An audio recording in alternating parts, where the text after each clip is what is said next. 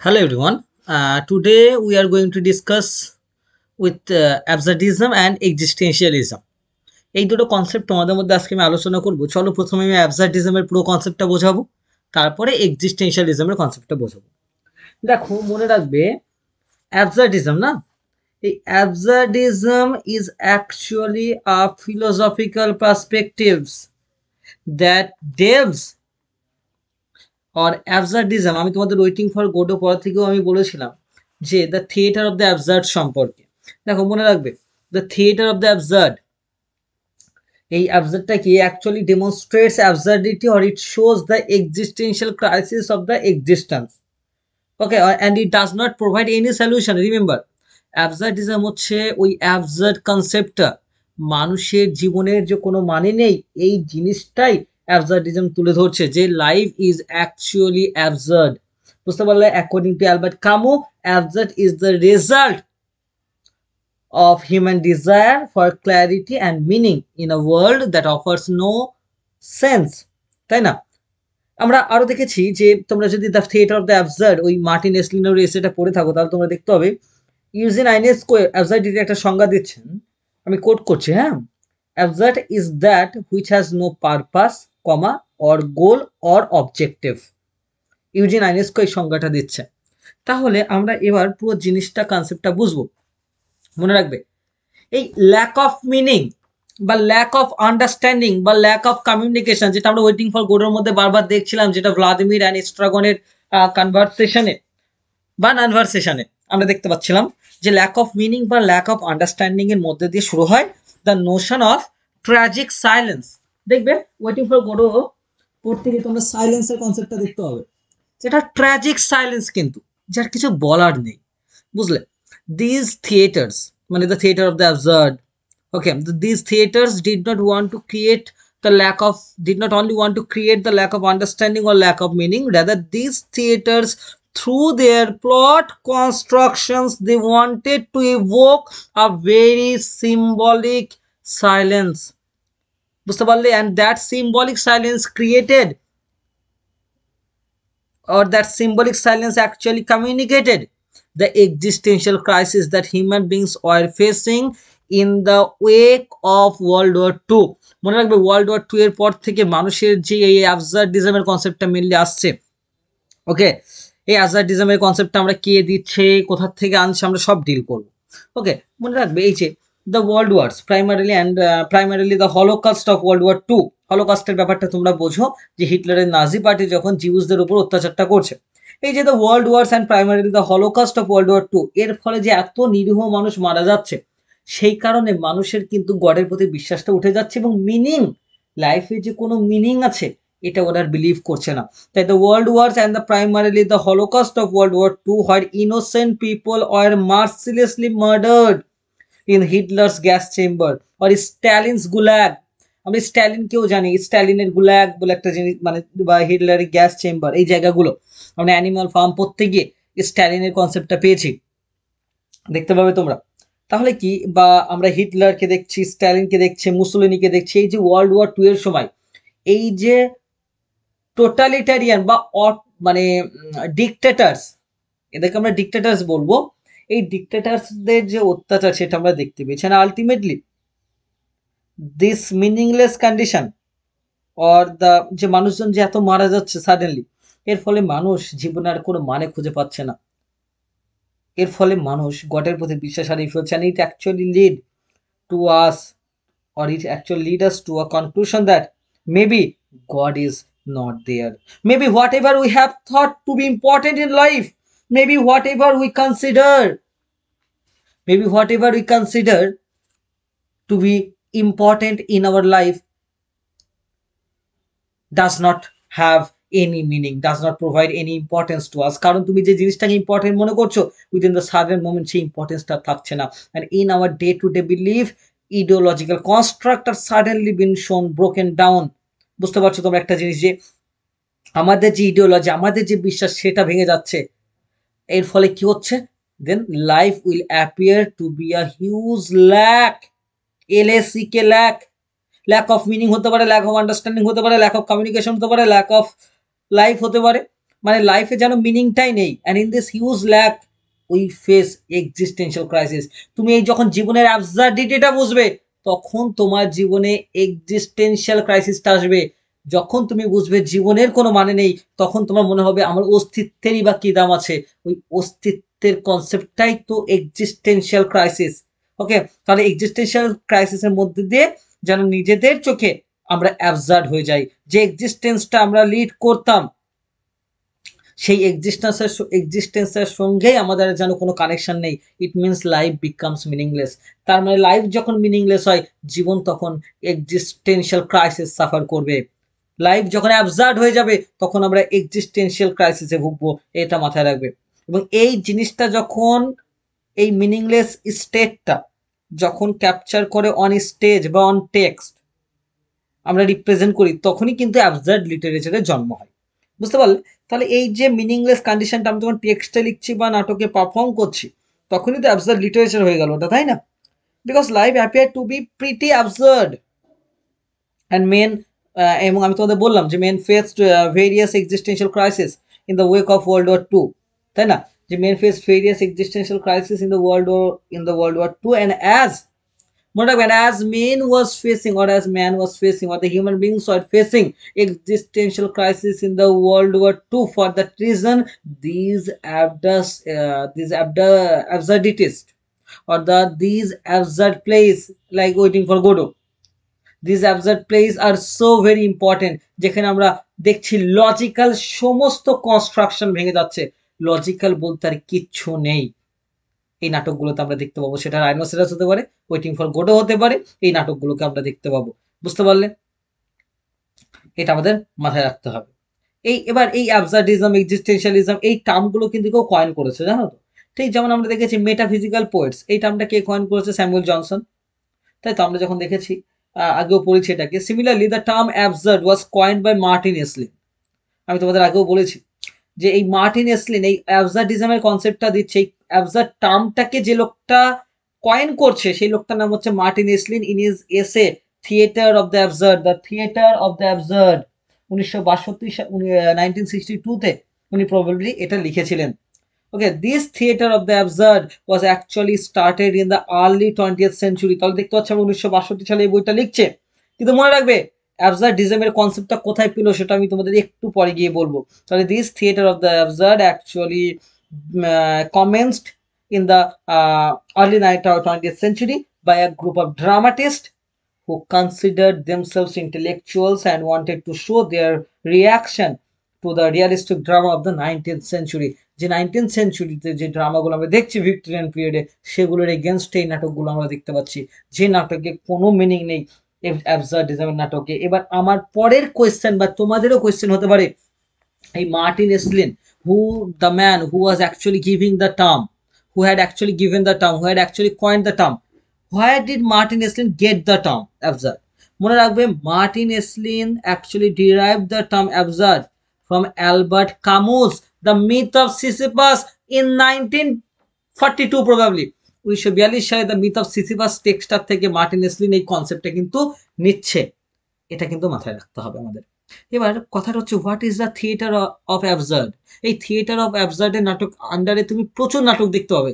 এই নাটকগুলোর বিষয়বস্তু কি হবে? মনে রাখবে, the theatre of the absurd, or this absurd drama actually deals human life and human situations as unfit or foolish or meaningless.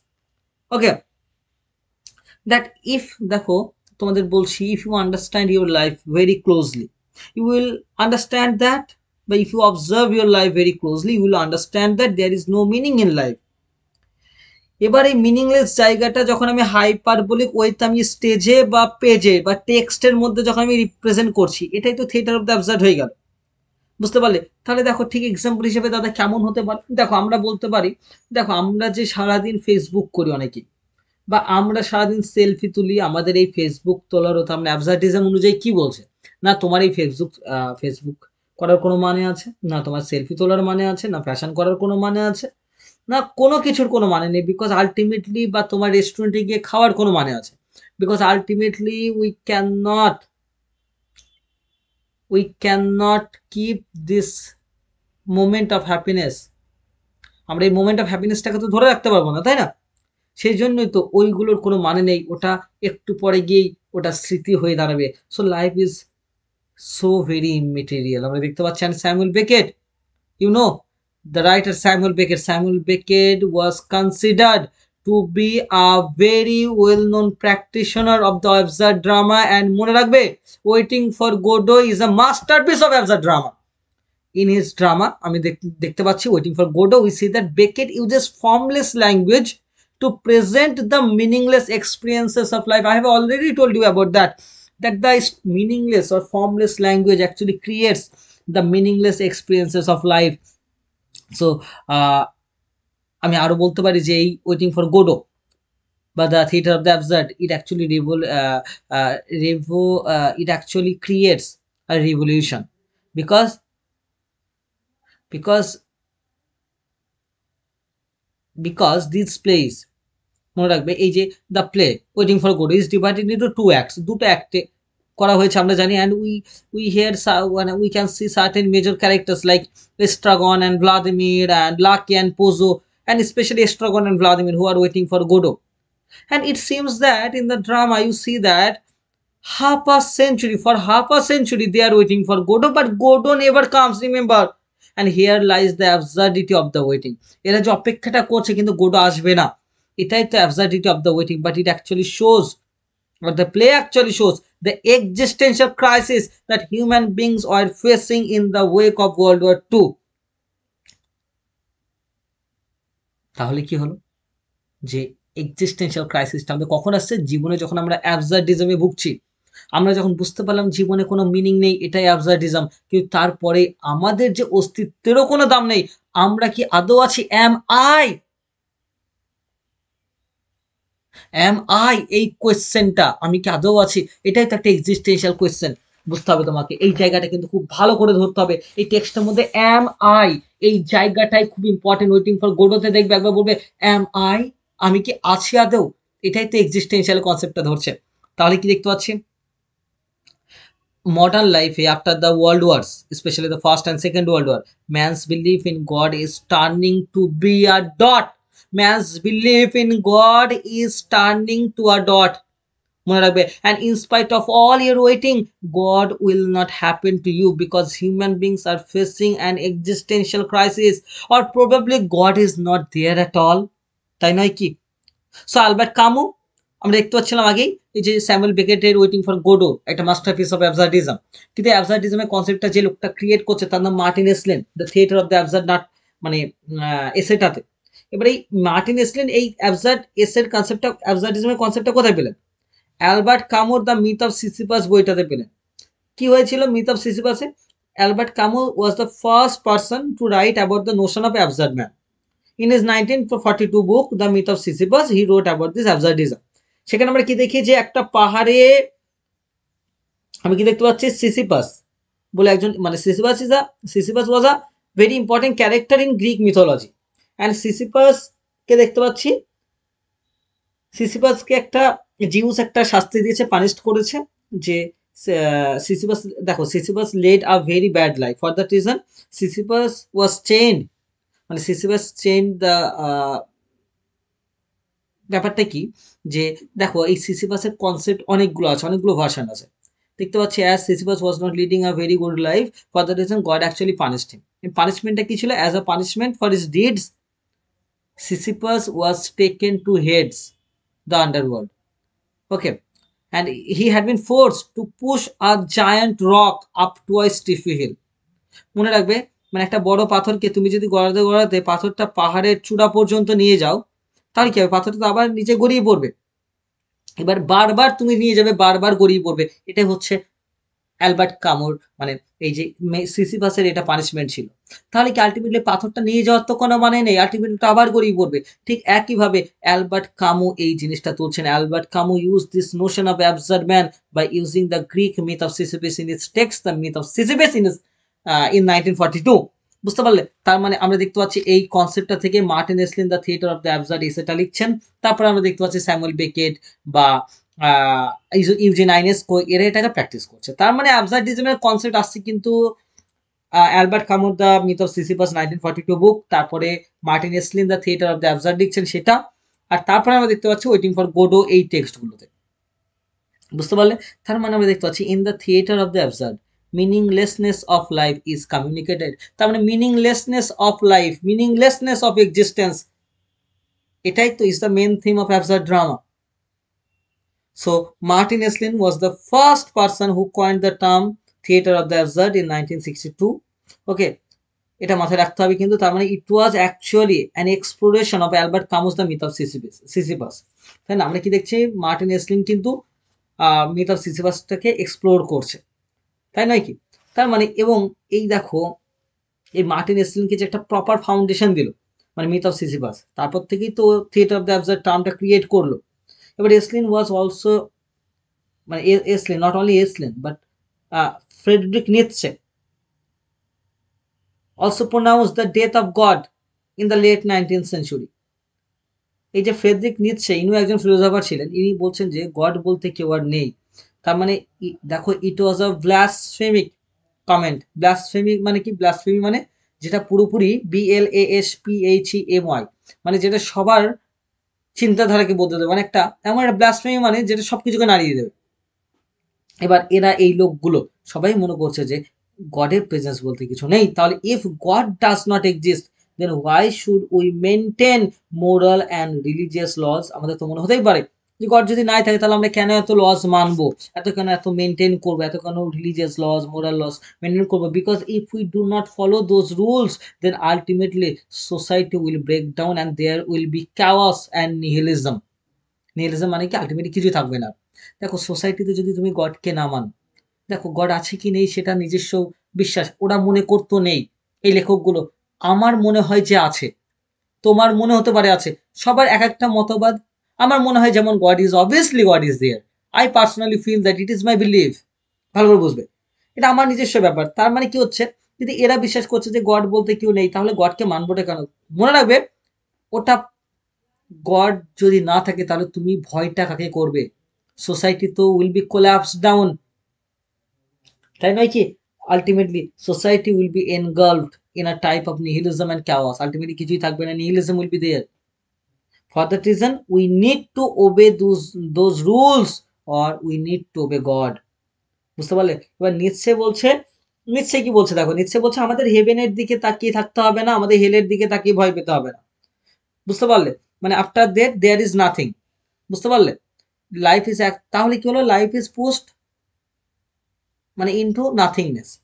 দেখো এই যে after the world wars when society was bothered with this thought that there is no meaning to life, because World War II had shown to them that God doesn't exist, because if God exists then the innocent people could not die বা would not die, এই মানুষগুলো মারা যেত না যদি god থাকতো। তাহলে এই যে this time when we are suffering from an epistemological lack, epistemological lack মানে কি জানো তো? মানে ভ্যালু সিস্টেমের একটা ল্যাক, সোসাইটির যে মানে একটা ভ্যালু সিস্টেম নষ্ট হয়ে গেছে, নতুন একটা ভ্যালু সিস্টেম জন্ম দিতেও পারছে না, এরকম একটা জায়গায় কিন্তু এই যে দ্য অ্যাবসার্ডিজম বা the theatre of the absurd আসছে। কোন পজিশনে থিয়েটার অফ দ্য অ্যাবসার্ডের জন্ম হচ্ছে বুঝতে পারছো? আর কি দেখতে পাচ্ছি আমরা? The major practitioners of the theatre of the absurd. এই থিয়েটার অফ দ্য অ্যাবসার্ড এর মেজর প্র্যাকটিশনার্স কারা? Samuel Beckett, Eugene Ionesco, Arthur Adamov, Jean Genet, এরা দে আর দ্য ফোর মানে they are the four major dramatist who did not attempt to answer the burning মানে who are the কি বলবো, নিৎসের কনসেপ্টটা তোমরা নিৎসের কনসেপ্টটা বুঝতে হবে। নিশ্চে অ্যাকচুয়ালি এক্সিস্টেন্সিয়ালিজমের সঙ্গে জড়িত, আমি অ্যাবসার্ডিজমের সঙ্গে একে ধরছি না, কিন্তু মনে রাখবে অ্যাবসার্ডিজম আর এক্সিস্টেন্সিয়াল দুটোই কাছাকাছি, তোমাদের আমি একটু আগে বলেছিও পার্থক্যটা। তাহলে এই Samuel Beckett, Eugene Ionesco, Arthur Adamov and Jean Genet এরা হচ্ছে মেনলি কি করছে? এরা মেনলি এই অ্যাবসার্ডিজমের মেন প্র্যাকটিশনার্স। এবং কি করছে? They actually represented the characters who are living the dilemmas and crisis from day to day life, or who are living a meaningless life। তাই তোমরা দেখতে পাচ্ছি। এবার এই যে the characters of the theater of the absurd actually inhabit, কোথায় দেখতে পাচ্ছি? in a world which are often personal and subjective, মানে when you are absolutely alone with your own self, and then you will be faced to certain existential crisis like does God exist or not। ঠিক তেমন ভাবেই তো waiting for গোডোতেও আমরা দেখতে পাচ্ছি যে এই ক্যারেক্টার্স গুলো নিজস্ব জগতে বাঁধছে এবং তারা নিজে কোয়েশ্চেনটা করছে, does god happen at all to them, তাই নয় কি? তাহলে আরেকটা কোয়েশ্চেন, তুমি যখন অ্যালোন হয়ে যাবে, একাকিত্ব হয়ে যাবে, তখন তোমার মধ্যে আরেকটা কোয়েশ্চেন থাকতে পারে, what is the existence of my life in the world. তার মানে এক্সিস্টেন্সিয়াল ক্রাইসিসও হতে পারে। তার মানে এই যে দ্য অ্যাবসার্ড থিয়েটার্স, এই জিনিসগুলো কি দেখতে পাচ্ছি, এই জায়গাতে কোনো হোপ নেই, কোনো এক্সিস্টেন্স নেই, কোনো মিনিং নেই, নাথিং ইজ দেয়ার। তার মানে hope hope is like an alien concept, বুঝতে পারলে? And if hope is an alien concept, man's very presence on this earth becomes absurd. যদি আশাই না থাকে তাহলে মানুষের লাইফ তো অ্যাবসার্ড হবেই। আর একটা কনসেপ্ট আমরা যেটা বারবার বলছি, এভরিথিং ইজ মিনিংলেস, অ্যাবসার্ডিজম এটাই বলে। So the theatre of the absurd actually captures the meaninglessness of life or existence, বুঝতে পারলে? এইটাই হচ্ছে আমরা দেখতে পাচ্ছি, and this existential crisis of life actually gave birth to the theatre of the absurd. Okay, এবং মার্টিন এসলিনের কনসেপ্টটা আশা করছি তোমরা বুঝতে পেরেছো। তাহলে কি দেখতে পাচ্ছি, আমরা আমাদের লাইফে, দো life always tries to create a sense of hope, a sense of believe in god, but underneath this believe systems But underneath this belief system, there is that essential existential crisis that human beings have faced from the start of human civilization. আমাদের যতই believe থাকুক না কেন, আমাদের কোথাও না কোথাও একটা এক্সিস্টেন্সিয়াল ক্রাইসিস আছেই। গডের প্রতি একটা যে বিশ্বাস, সেটা কিন্তু অনেকের আছে, অনেকের নেই। লাইফ কিন্তু মিনিংলেস পজিশনে অনেক সময়ই দাঁড়িয়ে যায়, আমরা দেখতে পাচ্ছি। এবং নিচ্ছে সরাসরি বলছেন যে দ্য ডেথ অফ গড, তাই নয় কি? এবং ওখান থেকে তো এক্সিস্টেন্সিয়াল ক্রাইসিস ক্রিয়েট হচ্ছে, এবং এক্সিস্টেন্সিয়ালিজমের কনসেপ্টটা আসবে একটু পরে, তোমাদের আমি বলবো।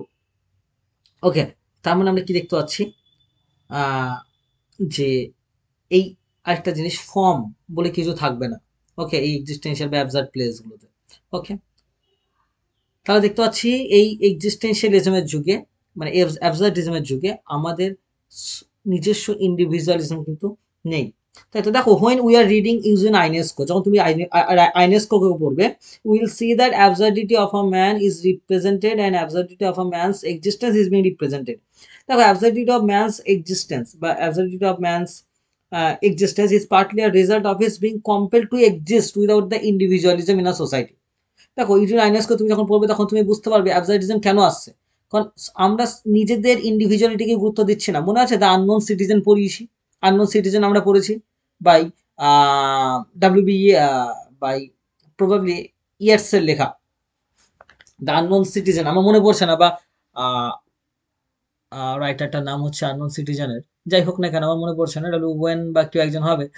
আহ, উনিও দেখাচ্ছেন যে যে actually the greatest tragedy of human beings is the lack of individuality, তাই নয় কি? যেহেতু আমরা সোসাইটি আমাদের ইন্ডিভিজুয়ালিজম কেড়ে নেয়, এর ফলেও আমাদের অ্যাবসার্ডিজম আসতে পারে লাইফে, বুঝতে পারলে? তাহলে আমরা দেখতে পাচ্ছি যে অ্যাবসার্ডিজমের যে ড্রামাসগুলো আছে, এরা কিন্তু একদমই পজিটিভ নয়, এবং এরা কোনো সলিউশন কিন্তু দেবে না। মনে রাখবে, the theatre of the absurd actually demonstrates absurdity and it does not provide any solution. It is just a representation of a situation, একটা সিচুয়েশনকে রিপ্রেজেন্ট করবে, বুঝতে পারলে? একটা সিচুয়েশনকে রিপ্রেজেন্ট করছে।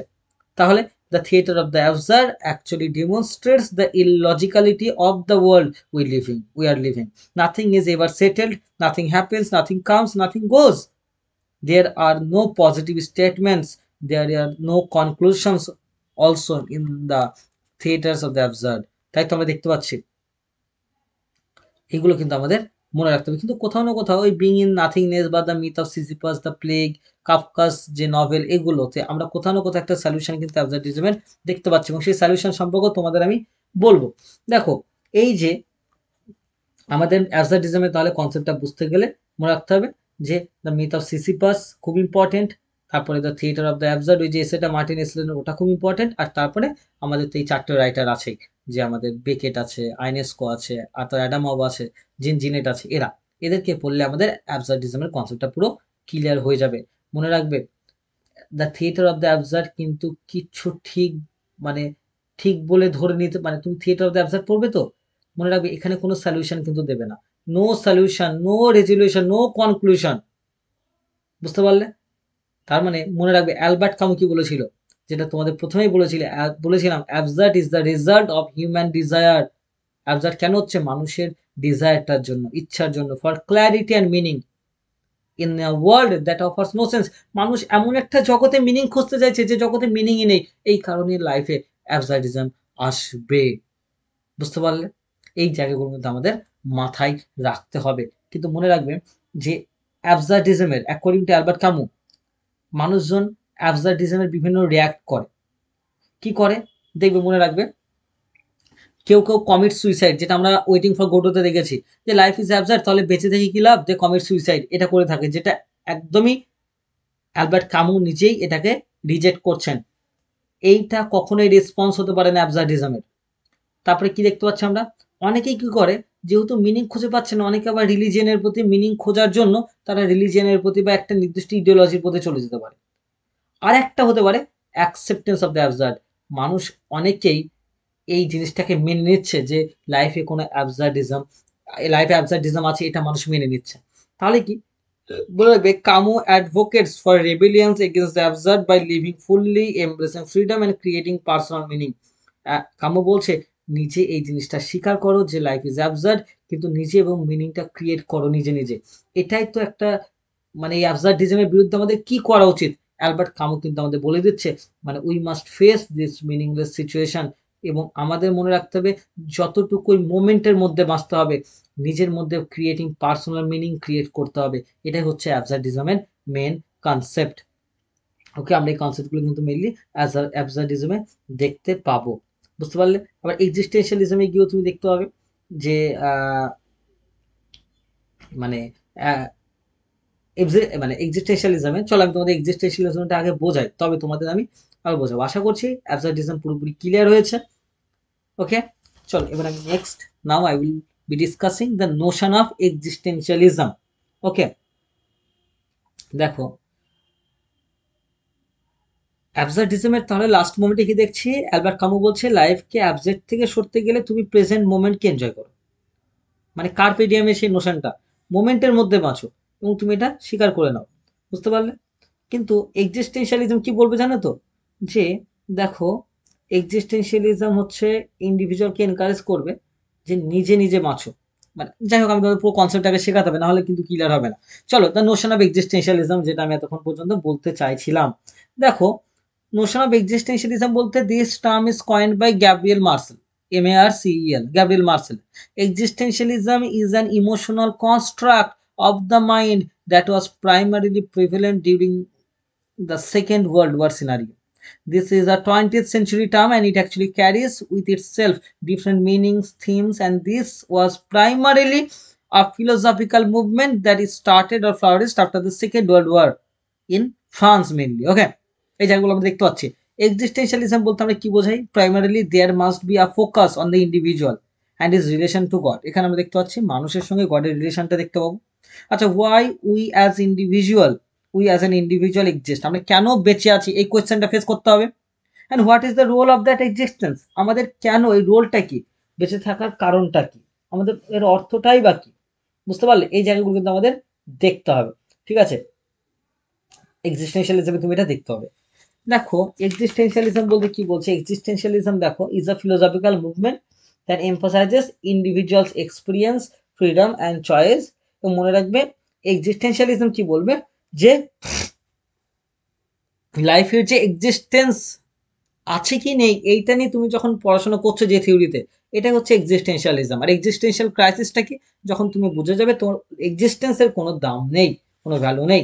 ওকে, মনে রাখবে দেয়ার আর টু ভিউজ অ্যাবাউট এক্সিস্টেন্সিয়ালিস্ট ফিলোসফি। দুটো ভিউ আছে এক্সিস্টেন্সিয়ালিজম, একটা হচ্ছে অ্যাথিস্ট এক্সিস্টেন্সিয়ালিজম, একটা হচ্ছে থিস্ট এক্সিস্টেন্সিয়ালিজম। দেখো অ্যাথিস্ট এক্সিস্টেন্সিয়ালিজমটা কি, মানে যারা গডকে মানে না, তাদের একটা বিশ্বাস আছে অ্যাথিস্ট এক্সিস্টেন্সিয়ালিজমের উপরে। অ্যাথিস্ট এক্সিস্টেন্সিয়ালিজম হলো life is meaningless without any purpose. এটা কি বলছে, যে লাইফ সত্যি মিনিংলেস, কোনো পারপাস নেই। The meaninglessness of life is being represented. This view ultimately reach to a state where existence is just an existence with no ultimate truth. Atheist existentialism, তারা গডকে বিশ্বাস করে না, তারা বলছে আমাদের এক্সিস্টেন্সের কোনো মানেই নেই। এক্সিস্টেন্সিয়ালিজমের দুটো ভিউ আছে, একটা হচ্ছে অ্যাথিস্ট যারা গডকে মানে না, একটা হচ্ছে থিস্ট যারা গডকে মানে। ওকে, ATHEIST, অ্যাথিস্ট। তাহলে অ্যাথিস্টটা কি বলছে যে লাইফের তো কোনো মানেই নেই, এই মানে কি করে বার করবে তুমি? কিন্তু on the other hand theist existentialism believes it is not the fact that life has not any purpose and meaningless, but to be as individual we can not understand the phenomena called life. দেখো কিন্তু theist existentialism যারা গডকে বিশ্বাস করে তারা বলছে না, লাইফের meaning আছে কিন্তু we the individual don't understand that meaning. আমরা নিজেরা মিনিংটা বুঝতে পারি না। বুঝতে পারলে? এই কিকেগার্ডের যে ভিউ, মনে রাখবে এক্সিস্টেন্সিয়ালিজমের কিছু থিঙ্কার্স আছে, সোরেন কিকিগার্ড, ফ্রেডরিক নিৎসে, জি পল সার্ত্রে, এরা। এবার এই কিকেগার্ড কি করছে, কিকেগার্ডের যে ভিউ এটা কিন্তু এই থিস্ট এক্সিস্টেন্সিয়ালিজমের দিকেই ছিল। তাহলে মনে রাখবে থিস্ট এক্সিস্টেন্সিয়ালিজম আর অ্যাথিস্ট এক্সিস্টেন্সিয়ালিজম কিন্তু দু রকমের। অ্যাথিস্ট এক্সিস্টেন্সিয়ালিজম বলছে লাইফের কোনো মিনিংই তো নেই, কিন্তু থিস্ট এক্সিস্টেন্সিয়ালিজম বলছে যে লাইফের মিনিং আছে কিন্তু আমরা বুঝতে পারছি না। বুঝতে পারলে? এই কারণে আমাদের এক্সিস্টেন্সিয়ালিজম বা এক্সিস্টেন্সিয়াল ক্রাইসিসে ভুগতে হচ্ছে। দেখো বেকেট কিসে বিশ্বাস করতো? Beckett actually, Samuel Beckett actually believed in the atheist view of existentialism. Samuel Beckett কিন্তু বিশ্বাস করছেন গড ইজ নট দেয়ার, আমরা ওয়েটিং ফর গড বললেই বুঝতে পারবো। বুঝতে পারলে? Nietzsche also said that God is dead and men are faced by the responsibility of deciding for themselves, yet at the same time we are waiting for God. দেখো god নেই এটা নিচ্ছে বলছেন কিন্তু তাও we are waiting for god. ঠিক আছে, দেখবে the title waiting for Godot actually reflects absurdity because the title itself is filled with problems and dilemmas of human existence. The characters are waiting for Godot, so they are not sure about the existence of Godot. এটাই তো existential crisis। তার existence সম্পর্কেই জানে না গোডের। For that reason, the essence of their waiting is based on the premise of absurdity. Existence and essence both are in doubt. দেখো existence and essence এর ব্যাপারটা বুঝবে। existentialism এর আন্ডার একটা ফিচার আছে, existence precedes essence। মানেটা কি? existence মানে অস্তিত্ব, প্রিসিডস মানে আগে আসে, এসেন্স মানে মিনিং। বলছে মিনিং এর আগে অস্তিত্ব আসে, আমরা আগে জন্মাই তারপরে আমরা নিজেদের মতো করে এসেন্স তৈরি করি। ঠিক আছে, এসেন্স কিন্তু নেই লাইফে কিন্তু আমরা তৈরি করি, সেই কারণে বলছে এক্সিস্টেন্স প্রিসিডস এসেন্স, পিআরই সিই ডিইএস। বুঝতে পারলে? আশা করছি বুঝতে পেরেছো। তুমি দেখতে পাচ্ছি আমরা ওকে এই যে ওয়েটিং ফর গোডো নাটকটা অ্যাবসার্ডিজম এবং এক্সিস্টেন্সিয়ালিজমের যে এক্সাম্পল, কারণ গোডোর এক্সিস্টেন্সই কেউ জানে না, ওরা নিজেদের এক্সিস্টেন্সই জানছে না, এটাই তো এক্সিস্টেন্সিয়াল ক্রাইসিস। তাহলে লাইফ কিন্তু যখন মিনিংলেস হবে সেটা হচ্ছে অ্যাবসার্ড, এবং তারপরে অ্যাবসার্ড হওয়ার পরে তোমার লাইফে এক্সিস্টেন্সিয়াল ক্রাইসিস আসবে। দেখো আমি আগেও বলেছি যে waiting for Godot is a revolutionary play, তাই নয় কি? This play is revolutionary not because what it has, rather this play is revolutionary because it lacks real plot, characters, conventional dramatic pattern and conclusion, proper conclusion, এগুলো কিছুই নেই। For that reason this play becomes a cornerstone or a very important hallmark of the theater of the absurd। মনে রাখবে কিন্তু দেখো এই নাটকগুলোতে why there is a lack of plot in this play, শুধু waiting for গোডোতে না, প্রত্যেকটা absurd এবং existential প্লেজেই তো এই মানে ল্যাক অফ প্লট, কোন নির্দিষ্ট গল্প নেই। কেন? মনে রাখবে because all the characters are actually operating on their own set of rules and by operating or incorporating this disjoint behavioral pattern of all the characters, the play itself is operating with its own set of rules. What is the set of rule? There is actually no rule. What is the system? There is actually no system. Actually nothing happens, nothing is certain, nothing goes, nothing comes. That is why, that is how the play is moving by creating a lack. এই নাটকগুলো এই কারণেই তো lack of plot, গল্প থাকছে কেন? আমাদের লাইফেই তো কোনো প্লট নেই, আমাদের লাইফেরই তো কোনো গল্প নেই। বুঝতে পারলে? এই ক্যারেক্টার্স গুলো দেখো খুবই, দেখো স্পন্টেনিয়াসলি বলছে, তাদের কিন্তু কোনো সাজানো নেই, কোনো প্র্যাকটিস নেই, তারা মনে যা আসছে বলছে, কোনো একটা নির্দিষ্ট প্লট স্ট্রাকচার কিচ্ছু নেই। কেন? So that they can present the lack of meaning, lack of plot in the real life. আমাদের লাইফেও তো ওরকম কোনো প্লট নেই পরপর, আমরা যা ভাবি তাই কি কখনো হয়? এটা তো হয় না। বুঝতে পারলে? এইটা কিন্তু আমাদের মাথায় রাখতে হবে। এই নাটকগুলো though the situation appears to be comic, yet there is a tragic undertone within the text, where candid expressions are not allowed, or we can say that though there is a situation, or though the situation appears to be comic, there is actually a bitter undertone within the text. I hope তোমরা এই concepts গুলো বুঝতে পারছো। হ্যাঁ, এবং এই existentialism যে অস্তিত্ববাদের যে দর্শন, আদৌ অস্তিত্বের ভ্যালু আছে কিনা সেটাও কিন্তু খুব ইম্পর্টেন্ট জায়গা। মনে রাখবে অস্তিত্ববাদ হচ্ছে তুমি যখন তোমার অস্তিত্ব নিয়ে ভাববে, এটাকেই বলা হয় এক্সিস্টেন্সিয়ালিজম। বুঝতে পারলে? এটা এমন একটা ফিলোসফিক্যাল মুভমেন্ট বা ফিলোসফিক্যাল মুভমেন্ট এগুলো সবই, যেগুলো ইন্ডিভিজুয়াল এক্সিস্টেন্স, মানুষের নিজস্ব এক্সিস্টেন্সের উপরে জোর দিতে বলছে, ফ্রিডমের উপরে জোর দিতে বলছে, চয়েসের উপরে জোর দিতে বলছে। তার মানে existentialism is a philosophical movement that emphasises individual existence, freedom and choice, যেগুলো আমাদের নিজের কিছুই সেভাবে নেই। মনে রাখবে আমরা আমাদের মতো করে চলাফেরা করলেও, মনে রাখতে পারো তাহলে, বা আমি তো আমার মতোই চলি, তাহলে আমার তো এক্সিস্টেন্সের ভ্যালু আছে। মনে রাখবে আমাদের যে আইডিয়া গুলো আছে সেগুলোও কিন্তু কারো না কারো তৈরি করে দেওয়া। সেই জন্য আমি বারবার একটা সহজ এক্সাম্পল দিয়ে বলছি, তুমি যদি ইন্ডিয়াতে জন্মগ্রহণ না করে অন্য জায়গায় জন্মাতে, তোমার খাবারের টেস্ট হতো আলাদা, তোমার পোশাক আশাকের টেস্ট মানে টেস্টটা হতো আলাদা, তাই নয় কি? তাহলে কি হতো? তাহলে আমার এই এখানে জন্মে, এই যে জায়গাতে জন্মে, এখানে যে আইডিয়া আর অন্য জায়গায় জন্মালে যে আইডিয়াটা হতো তার মানে পুরোপুরি ডিফারেন্ট হতো। কেন? তার মানে অ্যাকচুয়ালি আমরা সিচুয়েশনে যেখানে থাকি সেখান থেকেই শিখে যাই। তার মানে ওগুলো কি আদৌ আমাদের নিজস্ব আইডিয়া, নাকি সিচুয়েশন থেকে, সোসাইটি থেকে আমরা যা শিখছি সেটার আইডিয়া? তার মানে আমাদের আইডিয়া বলে যেগুলো চালাচ্ছি সেগুলো কিন্তু সোসাইটিরই আইডিয়া। মাথায় রাখবে। দেখবে আমাদের এখানকে সবাই চাকরি করার টেন্ডেন্সিটা সবার আছে। কেন বলো তো? এগুলো কি তোমার মনে হয় আমাদের সবার নিজস্ব সেলফ ইন্ডিপেন্ডেন্স বা সেলফ আইডিয়া? নো। এই আইডিয়াগুলো আমাদের সোসাইটির, যে হ্যাঁ চাকরি মানে একটা সেফ লাইফ, তাই তো? কিন্তু তুমি অন্য জায়গায় যাবে, তারা বিজনেসটাকে আরো সেফ হিসেবে মনে করছে। তাহলে এক এক জায়গায় এক এক রকম আইডিয়া, অ্যাকচুয়ালি যে জায়গায় যে সোসাইটি যেটাকে বেশি মেনে চলে সেটাই তোমার আইডিয়া হয়ে দাঁড়াবে, এবং তুমি সেটাকেই নিজের আইডিয়া বলে চালাবে। কিন্তু আদৌ তোমার সেটা নিজস্ব আইডিয়া না। সেখানেই তো ইন্ডিভিজুয়ালিজম ল্যাক করলো। ইন্ডিভিজুয়ালিজম ল্যাক করা মানেই তো লাইফ মিনিংলেস হয়ে দাঁড়াবে। মিনিংলেস হলেই তো অ্যাবসার্ডিজম হবে। অ্যাবসার্ডিজম হলেই তো তোমার লাইফে এক্সিস্টেন্সিয়াল ক্রাইসিস আসবে বা এক্সিস্টেন্সিয়ালিজম হবে। এটাই হচ্ছে কথা। এই পুরো কনসেপ্টগুলো বুঝতে পারলে আশা করি। এক্সিস্টেন্সিয়াল থিঙ্কার্স মেনলি মনে রাখবে Kierkegaard, K I E R, K I E R, K E G double A R D. Okay, একে ফাদার অফ এক্সিস্টেন্সিয়ালিজম বলা হয়, মনে রাখবে। আচ্ছা, আর ফ্রেডরিক নিৎসে, জি পল সার্ত্রে, এরা, এদেরকে কিন্তু মাথায় রাখতে হবে। মনে রাখবে এই এক্সিস্টেন্সিয়ালিজম কি করছে? বলছে মানুষকে নিজস্ব মিনিং ক্রিয়েট করতে হবে। তাহলে এবার তোমাদের মধ্যে কোশ্চেন আসতে পারে, দাদা বা স্যার, এক্সিস্টেন্সিয়ালিজম আর অ্যাবসলিউটিজমের মধ্যে পার্থক্যটা কোথায়? দেখো, সেরকম কোনো পার্থক্য তুমি দেখতে পাবে না। বুঝতে পারলে? মনে রাখবে এক্সিস্টেন্সিয়ালিজমে ক্যারেক্টার্সরা নিজস্ব মিনিং ক্রিয়েট করছে নিজে নিজেই, কিন্তু অ্যাবসার্ডিজম মিনিং ক্রিয়েট করতেই চাইছে না। অ্যাবসার্ডিজমে বলবে কোনো মিনিং নেই, সেটাকে স্বীকার করো। বুঝতে পারলে কথাটা? এই জায়গাগুলো দেখতে হবে।